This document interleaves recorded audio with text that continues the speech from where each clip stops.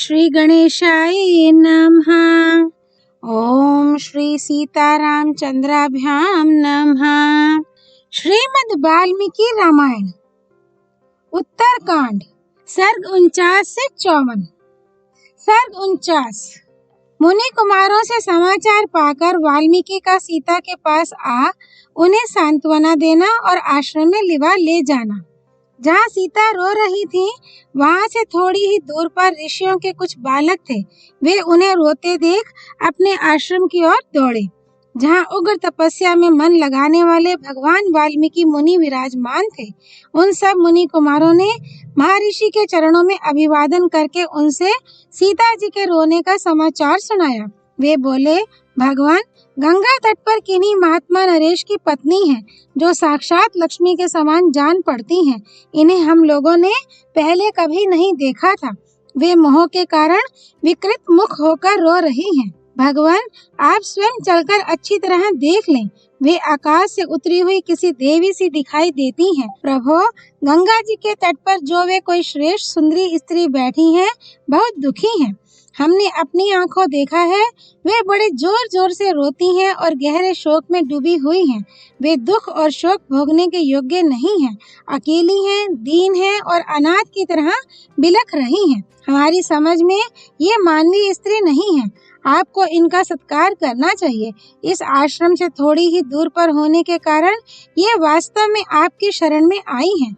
भगवान ये साध्वी देवी अपने लिए कोई रक्षक ढूंढ रही हैं, अतः आप इनकी रक्षा करें। उन मुनि कुमारों की यह बात सुनकर धर्मज्ञ महर्षि ने बुद्धि से निश्चित करके असली बात को जान लिया, क्योंकि उन्हें तपस्या द्वारा दिव्य दृष्टि प्राप्त थी। जानकर वे उस स्थान पर दौड़े हुए आए जहाँ मिथिलेश कुमारी सीता विराजमान थी। उन परम बुद्धिमान महर्षि को जाते देख उनके शिष्य भी उनके साथ हो लिए। कुछ पैदल चलकर वे महामती महर्षि सुंदर अर्घ्य लिए गंगा तटवर्ती उस स्थान पर आई। वहां आकर उन्होंने श्री रघुनाथ जी की प्रिय पत्नी सीता को अनाथ किसी दशा में देखा। शोक के भार से पीड़ित हुई सीता को अपने तेज से आह्लादित सी करते हुए मुनिवर वाल्मीकि मधुर वाणी में बोले, पतिव्रते तुम राजा दशरथ की पुत्रवधु, महाराज श्री राम की प्यारी पटरानी और मिथिला के राजा जनक की पुत्री हो। तुम्हारा स्वागत है। जब तुम यहाँ आ रही थी तभी अपनी धर्म समाधि के द्वारा मुझे इसका पता लग गया था। तुम्हारे परित्याग का जो सारा कारण है उसे मैंने अपने मन से ही जान लिया है। महाभागे तुम्हारा सारा वृत्तांत मैंने ठीक ठीक जान लिया है। त्रिलोकी में जो कुछ हो रहा है वह सब मुझे विदित है। सीते मैं तपस्या द्वारा प्राप्त हुई दिव्य दृष्टि से जानता हूँ कि तुम निष्पाप हो, अतः विधे नंदिनी अब निश्चिंत हो जाओ। इस समय तुम मेरे पास हो। बेटी मेरे आश्रम के पास ही कुछ तापसी स्त्रियां रहती हैं जो तपस्या में संलग्न हैं। वे अपनी बच्ची के समान सदा तुम्हारा पालन करेंगी। ये मेरा दिया हुआ अर्घ्य ग्रहण करो और निश्चिंत एवं निर्भय हो जाओ। अपने ही घर में आ गई हो ऐसा समझकर विषाद ना करो। महर्षि का यह अत्यंत अद्भुत भाषण सुनकर सीता ने उनके चरणों में मस्तक झुकाकर प्रणाम किया और हाथ जोड़कर कहा, जो आज्ञा। तब मुनि आगे आगे चले और सीता हाथ जोड़े उनके पीछे हो ली। विदेह नंदिनी के साथ महर्षि को आते देख मुनि पत्नियां उनके पास आईं और बड़ी प्रसन्नता के साथ इस प्रकार बोली, मुनि श्रेष्ठ आपका स्वागत है। बहुत दिनों के बाद यहाँ आपका शुभागमन हुआ है। हम सभी आपको अभिवादन करती हैं। बताइए हम आपकी क्या सेवा करें। उनका यह वचन सुनकर वाल्मीकि जी बोले, ये परम बुद्धिमान राजा श्री राम की धर्म पत्नी सीता यहाँ आई हैं। सती सीता राजा दशरथ की पुत्रवधु और जनक की पुत्री हैं। निष्पाप होने पर भी पति ने इनका परित्याग कर दिया है, अतः मुझे ही इनका सदा लालन पालन करना है। अतः आप सब लोग इन पर अत्यंत स्नेह दृष्टि रखें। मेरे कहने से तथा अपने ही गौरव से भी ये आपकी विशेष आदरणीय हैं। इस प्रकार बारंबार सीता जी को मुनि पत्नियों के हाथ में सौंपकर महायशस्वी एवं महातपस्वी वाल्मीकि जी शिष्यों के साथ फिर अपने आश्रम पर लौट आए। श्री वाल्मीकि निर्मित आर्ष रामायण आदि काव्य के उत्तर कांड में 49वां सर्ग पूरा हुआ। सर्ग 50 लक्ष्मण और सुमंत्र की बातचीत। मिथिलेश कुमारी सीता का मुनि के आश्रम में प्रवेश हो गया। यह देखकर लक्ष्मण मन ही मन बहुत दुखी हुए। उन्हें घोर संताप हुआ।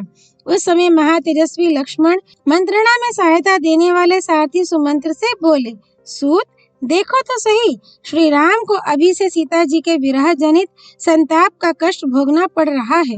भला श्री रघुनाथ जी को इससे बढ़कर दुख क्या होगा कि उन्हें अपनी पवित्र आचरण वाली धर्म पत्नी जनक किशोरी सीता का परित्याग करना पड़ा। सारथे, रघुनाथ जी को सीता का जो ये नित्य वियोग प्राप्त हुआ है, इससे मैं देव को ही कारण मानता हूँ, क्योंकि देव का विधान दुर्लंघ्य होता है।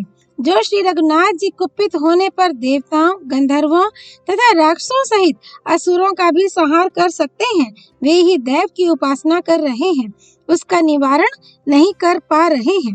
पहले श्री रामचंद्र जी को पिता के कहने से 14 वर्षों तक विशाल एवं निर्जन दंडक वन में रहना पड़ा है। अब उससे भी बढ़कर दुख की बात यह हुई कि उन्हें सीता जी को निर्वासित करना पड़ा, परंतु पूर्ववासियों की बात सुनकर ऐसा कर बैठना मुझे अत्यंत निर्दयता पूर्ण कर्म जान पड़ता है। सूत, सीता जी के विषय में अन्यायपूर्ण बात कहने वाले इन पूर्ववासियों के कारण ऐसे कीर्ति नाशक कर्म में प्रवृत्त होकर श्री रामचंद्र जी ने किस धर्म राशि का उपार्जन कर लिया है। लक्ष्मण की कही हुई इन अनेक प्रकार की बातों को सुनकर बुद्धिमान सुमंत्र ने श्रद्धा पूर्वक ये वचन कहे। सुमित्रा नंदन, मिथिलेश कुमारी सीता के विषय में आपको संतप्त नहीं होना चाहिए। लक्ष्मण, ये बात ब्राह्मणों ने आपके पिताजी के सामने ही जान ली थी। उन दिनों दुर्वासा जी ने कहा था कि श्री राम निश्चय ही अधिक दुख उठाएंगे, प्रायः उनका सौख्य छिन जाएगा। महाबाहु श्री राम को शीघ्र ही अपने प्रियजनों से वियोग प्राप्त होगा। सुमित्रा कुमार, धर्मात्मा महापुरुष श्री राम दीर्घ काल बीते बीते तुमको, मिथिलेश कुमारी को तथा भरत और शत्रुघ्न को भी त्याग देंगे। दुर्वासा ने जो बात कही थी उसे महाराज दशरथ ने तुमसे, शत्रुघ्न से और भरत से भी कहने की मनाही कर दी थी। नरश्रेष्ठ, दुर्वासा मुनि ने बहुत बड़े जन समुदाय के समीप मेरे समक्ष तथा महर्षि वशिष्ठ के निकट वह बात कही थी। दुर्वासा मुनि की वह बात सुनकर पुरुष परवर दशरथ ने मुझसे कहा था कि सूत, तुम्हें दूसरे लोगों के सामने इस तरह की बात नहीं कहनी चाहिए। स्वामी, उन लोकपालक दशरथ के उस वाक्य को मैं झूठा ना करूं, यह मेरा संकल्प है। इसके लिए मैं सदा सावधान रहता हूँ। स्वामी रघुनंदन, यद्यपि यह बात मुझे आपके सामने सर्वथा ही नहीं कहनी चाहिए, तथापि यदि आपके मन में ये सुनने के लिए श्रद्धा, उत्सुकता हो तो सुनिए। यद्यपि पूर्व काल में महाराज ने इस रहस्य को दूसरों पर प्रकट न करने के लिए आदेश दिया था, तथापि आज मैं वह बात कहूँगा। देव के विधान को लांघना बहुत कठिन है, जिससे यह दुख और शोक प्राप्त हुआ है। भैया, तुम्हें भी भरत और शत्रुघ्न के सामने ये बात नहीं कहनी चाहिए। सुमंत्र का ये गंभीर भाषण सुनकर सुमित्रा कुमार लक्ष्मण ने कहा, सुमंत्र जी, जो सत्य बात हो उसे आप अवश्य कहिए। श्री वाल्मीकि निर्मित आर्षरामायण आदि काव्य के उत्तर कांड में 50वां सर्ग पूरा हुआ। सर्ग 51। मार्ग में सुमंत्र का दुर्वासा के मुख से सुनी हुई भृगु ऋषि के शाप की कथा कहकर तथा भविष्य में होने वाली कुछ बातें बताकर दुखी लक्ष्मण को शांत करना। तब महात्मा लक्ष्मण की प्रेरणा से सुमंत्र जी दुर्वासा जी की कही हुई बात उन्हें सुनाने लगे। लक्ष्मण, पहले की बात है, अत्रि के पुत्र महामुनि दुर्वासा वशिष्ठ जी के पवित्र आश्रम पर रहकर वर्षा के 4 महीने बिता रहे थे। एक दिन आपके महातेजस्वी और महान यशस्वी पिता उस आश्रम पर अपने पुरोहित महात्मा वशिष्ठ जी का दर्शन करने के लिए स्वयं ही गए। वहां उन्होंने वशिष्ठ जी के वाम भाग में बैठे हुए एक महामुनि को देखा, जो अपने तेज से मानो सूर्य के समान दीप्यमान हो रहे थे। तब राजा ने उन दोनों तापस शिरोमणि महर्षियों का विनय पूर्वक अभिवादन किया। उन दोनों ने भी स्वागत पूर्वक आसन देकर पाद्य एवं फल मूल समर्पित करके राजा का सत्कार किया। फिर वे वहां मुनियों के साथ बैठे। वहां बैठे हुए महर्षियों की दोपहर के समय तरह तरह की अत्यंत मधुर कथाएं हुई। तदनंतर किसी कथा के प्रसंग में महाराज ने हाथ जोड़कर अत्रि के तपोधन पुत्र महात्मा दुर्वासा जी से विनय पूर्वक पूछा, भगवान, मेरा वंश कितने समय तक चलेगा? मेरे राम की कितनी आयु होगी और अन्य सब पुत्रों की भी आयु कितनी होगी? श्री राम के जो पुत्र होंगे उनकी आयु कितनी होगी? भगवान, आप इच्छानुसार मेरे वंश की स्थिति बताइए। राजा दशरथ का यह वचन सुनकर महातेजस्वी दुर्वासा मुनि कहने लगे, राजन सुनिए, प्राचीन काल की बात है। एक बार देवासुर संग्राम में देवताओं से पीड़ित हुए दैत्यों ने महर्षि भृगु की पत्नी की शरण ली। भृगु पत्नी ने उस समय दैत्यों को अभय दिया और वे उनके आश्रम पर निर्भय होकर रहने लगे। भृगु पत्नी ने दैत्यों को आश्रय दिया है, यह देखकर कुपित हुए देवेश्वर भगवान विष्णु ने तीखी धार वाले चक्र से उनका सिर काट लिया। अपनी पत्नी का वध हुआ देख भार्गव वंश के प्रवर्तक भृगु जी ने सहसा कुपित हो शत्रुकुल नाशन भगवान विष्णु को शाप दिया। जनार्दन, मेरी पत्नी वध के योग्य नहीं थी, परंतु आपने क्रोध से मूर्छित होकर उसका वध किया है, इसलिए आपको मनुष्य लोक में जन्म लेना पड़ेगा और वहाँ बहुत वर्षों तक आपको पत्नी वियोग का कष्ट सहना पड़ेगा। परंतु इस प्रकार शाप देकर उनके चित्त में बड़ा पश्चाताप हुआ। उनकी अंतरात्मा ने भगवान से उस शाप को स्वीकार कराने के लिए उन्हीं की आराधना करने को प्रेरित किया। इस तरह शाप की विफलता के भय से पीड़ित हुए भृगु ने तपस्या द्वारा भगवान विष्णु की आराधना की। तपस्या द्वारा उनके आराधना करने पर भक्त वत्सल भगवान विष्णु ने संतुष्ट होकर कहा, महर्षि, संपूर्ण जगत का प्रिय करने के लिए मैं उस शाप को ग्रहण कर लूंगा। इस तरह पूर्व जन्म में विष्णु नामधारी वामन अवतार के समय महातेजस्वी भगवान विष्णु को भृगु ऋषि का शाप प्राप्त हुआ था। दूसरों को मान देने वाले नृपश्रेष्ठ वे ही इस भूतल पर आकर तीनों लोकों में राम नाम से विख्यात आपके पुत्र हुए हैं। भृगु के शाप से होने वाला पत्नी वियोग रूप जो महान फल है वह उन्हें अवश्य प्राप्त होगा। श्री राम दीर्घ काल तक अयोध्या के राजा होकर रहेंगे। उनके अनुयायी भी बहुत सुखी और धन धान्य से संपन्न होंगे। श्री राम 11,000 वर्षों तक राज्य करके अंत में ब्रह्मलोक, वैकुंठ या साकेत धाम को पधारेंगे। परम दुर्जय वीर श्री राम समृद्धिशाली अश्वमेध यज्ञों का बारंबार अनुष्ठान करके बहुत से राजवंशों की स्थापना करेंगे। श्री रघुनाथ जी को सीता के गर्भ से 2 पुत्र प्राप्त होंगे। ये सब बातें कहकर उन महातेजस्वी महामुनि ने राजवंश के विषय में भूत और भविष्य की सारी बातें बताई। इसके बाद वे चुप हो गए। उन दुर्वासा मुनि के चुप हो जाने पर महाराज दशरथ भी दोनों महात्माओं को प्रणाम करके फिर अपने उत्तम नगर में लौट आए। इस प्रकार पूर्व काल से दुर्वासा मुनि की कही हुई ये सब बातें मैंने वहां सुनी और अपने हृदय में धारण कर ली। उन्हें किसी पर प्रकट नहीं किया। वे बातें असत्य नहीं होंगी। जैसा दुर्वासा मुनि का वचन है उसके अनुसार श्री रघुनाथ जी सीता के दोनों पुत्रों का अयोध्या से बाहर अभिषेक करेंगे, अयोध्या में नहीं। नरश्रेष्ठ रघुनंदन, विधाता का ऐसा ही विधान होने के कारण आपको सीता तथा रघुनाथ जी के लिए संताप नहीं करना चाहिए। आप धैर्य धारण करें। सूत सुमंत्र के मुख से यह अत्यंत अद्भुत बात सुनकर लक्ष्मण को अनुपम हर्ष प्राप्त हुआ। वे बोले, बहुत ठीक, बहुत ठीक। मार्ग में सुमंत्र और लक्ष्मण इस प्रकार की बातें कर ही रहे थे कि सूर्य अस्ताचल को चले गए। तब उन दोनों ने केशनी नदी के तट पर रात बिताई। श्री वाल्मीकि निर्मित आश्रमायण आदि काव्य के उत्तर कांड में 51वां सर्ग पूरा हुआ।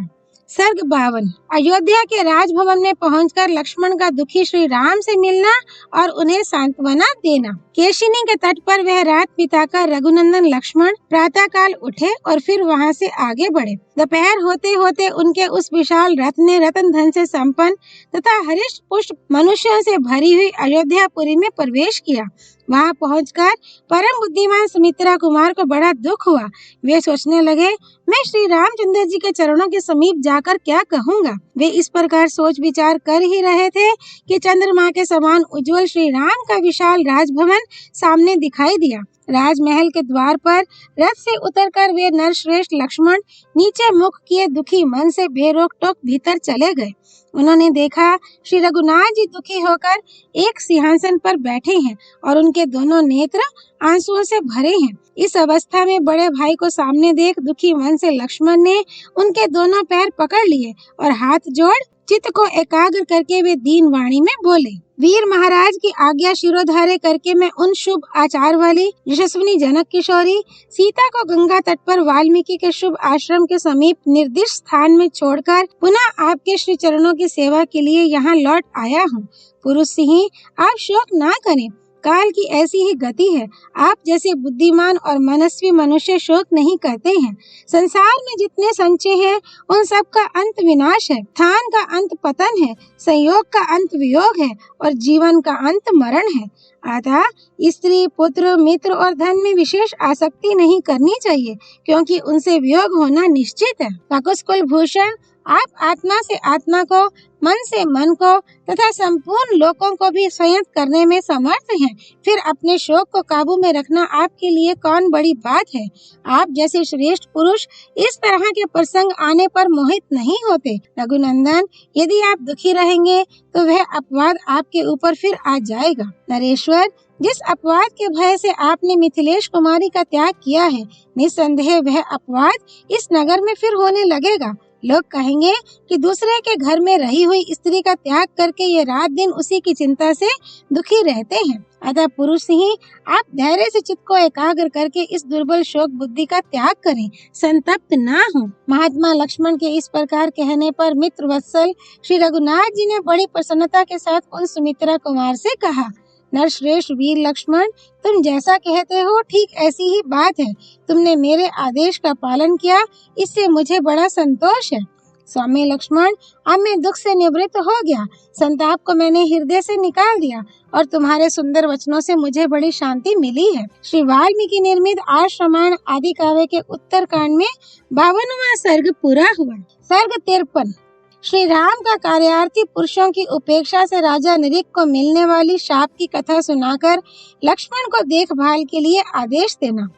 लक्ष्मण के उस अत्यंत अद्भुत वचन को सुनकर श्री रामचंद्र जी बड़े प्रसन्न हुए और इस प्रकार बोले, स्वामी, तुम बड़े बुद्धिमान हो। जैसे तुम मेरे मन का अनुसरण करने वाले हो, ऐसा भाई विशेषता इस समय मिलना कठिन है। शुभ लक्षण लक्ष्मण, अब मेरे मन में जो बात है उसे सुनो और सुनकर वैसा ही करो। स्वामी, सुमित्रा कुमार, मुझे पूर्ववासियों का काम किए बिना 4 दिन बीत चुके हैं। ये बात मेरे मर्म स्थल को विदीर्ण कर रही है। पुरुष परवर, तुम प्रजा, पुरोहित और मंत्रियों को बुलाओ। जिन पुरुषों अथवा स्त्रियों को कोई काम हो, उनको उपस्थित करो। जो राजा प्रतिदिन पूर्ववासियों के कार्य नहीं करता, वह निस्संदेह सब ओर से निश्चिद्र अतः वायु संचार से रहित घोर नरक में पड़ता है। सुना जाता है पहले इस पृथ्वी पर नृग नाम से प्रसिद्ध एक महायशस्वी राजा राज्य करते थे। वे भूपाल बड़े ब्राह्मण भक्त, सत्यवादी तथा आचार विचार से पवित्र थे। उन नरदेव ने किसी समय पुष्कर तीर्थ में जाकर ब्राह्मणों को सुवर्ण से भूषित तथा बछड़ों से युक्त 1 करोड़ गौएं दान की।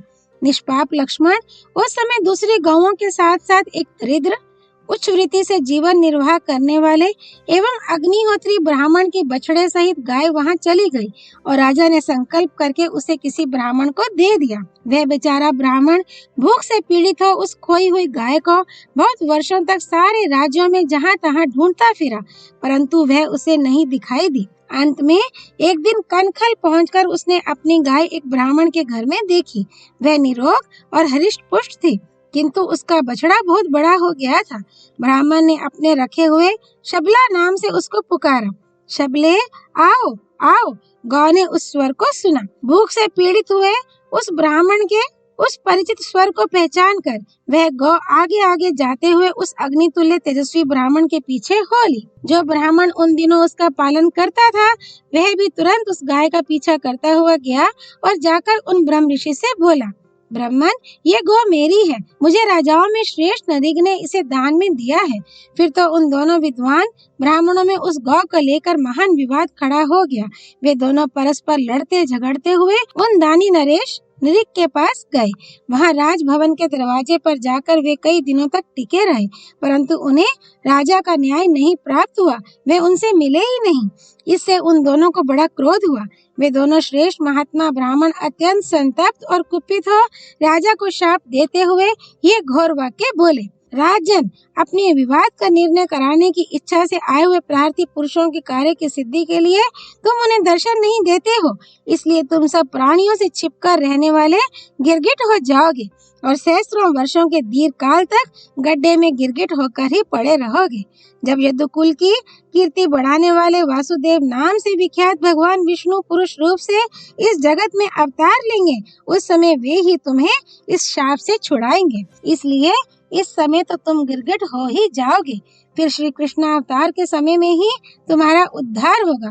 कलियुग उपस्थित होने से कुछ ही पहले महापराक्रमी नर और नारायण दोनों इस पृथ्वी का भार उतारने के लिए अवतीर्ण होंगे। इस प्रकार शाप देकर वे दोनों ब्राह्मण शांत हो गए। उन्होंने वह बूढ़ी और दुबली गाय किसी ब्राह्मण को दे दी। इस प्रकार राजा नरेश उस अत्यंत दारुण शाप का उपभोग कर रहे हैं। अतः कार्यार्थी पुरुषों का विवाद यदि निर्णित ना हो तो वह राजाओं के लिए महान दोष की प्राप्ति कराने वाला होता है। अतः कार्यार्थी मनुष्य शीघ्र मेरे सामने उपस्थित हों। प्रजा पालन रूप पुण्य कर्म का फल क्या राजा को नहीं मिलता है? अवश्य प्राप्त होता है। अतः सुमित्रा नंदन, तुम जाओ, राजद्वार पर प्रतीक्षा करो कि कौन कार्यार्थी पुरुष आ रहा है। श्री वाल्मीकि निर्मित आर्ष रामायण आदि काव्य के उत्तरकांड में 53वां सर्ग पूरा हुआ। सर्ग 54। राजा नरेश का एक सुंदर गड्ढा बनवाकर अपने पुत्र को राज्य दे, स्वयं उसमें प्रवेश करके शाप भोगना। श्री राम का ये भाषण सुनकर परमार्थ वेता लक्ष्मण दोनों हाथ जोड़कर उदीप्त तेज वाले श्री रघुनाथ जी से बोले, ककुस कुल भूषण, उन दोनों ब्राह्मणों ने थोड़े से ही अपराध पर राजऋषि नरेश को द्वितीय यमदंड के समान ऐसा महान शाप दे दिया। पुरुष पर्वर अपने को शाप रूपी पाप से संयुक्त हुआ सुनकर राजा नरेश ने उन क्रोधी ब्राह्मणों से क्या कहा? लक्ष्मण के इस प्रकार पूछने पर श्री रघुनाथ जी फिर बोले, स्वामी, पूर्व काल में शापग्रस्त होकर राजा नरेश ने जो कुछ कहा उसे बताता हूँ, सुनो। जब राजा नरेश को यह पता लगा कि वे दोनों ब्राह्मण चले गए और कहीं रास्ते में होंगे, तब उन्होंने मंत्रियों को, समस्त पुरवासियों को, पुरोहितों को तथा समस्त प्रकृतियों को भी बुलाकर दुख से पीड़ित होकर कहा, आप लोग सावधान होकर मेरी बात सुने। नारद और पर्वत, ये दोनों कल्याणकारी और अनिंद्य देवऋषि मेरे पास आए थे। वे दोनों ब्राह्मणों के दिए हुए शाप की बात बताकर मुझे महान भय दे वायु के समान तीव्र गति से ब्रह्मलोक को चले गए। ये जो वसु नामक राजकुमार है, इन्हें इस राज्य पर अभिषिक्त कर दिया जाए और कारीगर मेरे लिए एक ऐसा गड्ढा तैयार करें जिसका स्पर्श सुखद हो। ब्राह्मण के मुख से निकले हुए उस शाप को वहीं रहकर मैं बिताऊंगा। एक गड्ढा ऐसा होना चाहिए जो वर्षा के कष्ट का निवारण करने वाला हो, दूसरा सर्दी से बचाने वाला हो और शिल्पी लोग तीसरा एक ऐसा गड्ढा तैयार करें जो गर्मी का निवारण करे और जिसका स्पर्श सुखदायक हो। जो फल देने वाले वृक्ष हैं और फूल देने वाली लताएं हैं, उन्हें उन गड्ढों में लगाया जाए। घनी छाया वाले अनेक प्रकार के वृक्षों का वहां आरोपण किया जाए। उन गड्ढों के चारों ओर 1.5 योजन 6 कोस की भूमि घेर कर खूब रमणीय बना दी जाए। जब तक शाप का समय बीतेगा तब तक मैं वहीं सुखपूर्वक रहूंगा। उन गड्ढों में प्रतिदिन सुगंधित पुष्प संचित किए जाएं। ऐसी व्यवस्था करके राजकुमार वसु को राज सिंहासन पर बिठाकर राजा ने उस समय उनसे कहा, बेटा, तुम प्रतिदिन धर्म परायण रहकर क्षत्रिय धर्म के अनुसार प्रजा का पालन करो। दोनों ब्राह्मणों ने मुझ पर जिस प्रकार शाप द्वारा प्रहार किया है वह तुम्हारी आंखों के सामने है। नरश्रेष्ठ, वैसे थोड़े से अपराध पर भी रुष्ट होकर उन्होंने मुझे शाप दे दिया है। पुरुष पर्वत, तुम मेरे लिए संताप ना करो। बेटा, जिसने मुझे व्यसनी बनाया, संकट में डाला है, अपना किया हुआ वह प्राचीन कर्म ही अनुकूल प्रतिकूल फल देने में समर्थ होता है। वत्स, पूर्व जन्म में किए गए कर्म के अनुसार मनुष्य उन्हीं वस्तुओं को पाता है जिन्हें पाने का वह अधिकारी है, उन्हीं स्थानों पर जाता है जहाँ जाना उसके लिए अनिवार्य है तथा उन्हीं दुखों और सुखों को उपलब्ध करता है जो उसके लिए नियत है। अतः तुम विषाद ना करो। नरश्रेष्ठ, अपने पुत्र से ऐसा कहकर महायशस्वी नरपाल राजा नरेश ने अपने रहने के लिए सुंदर ढंग से तैयार किए गए गड्ढे में प्रवेश किया।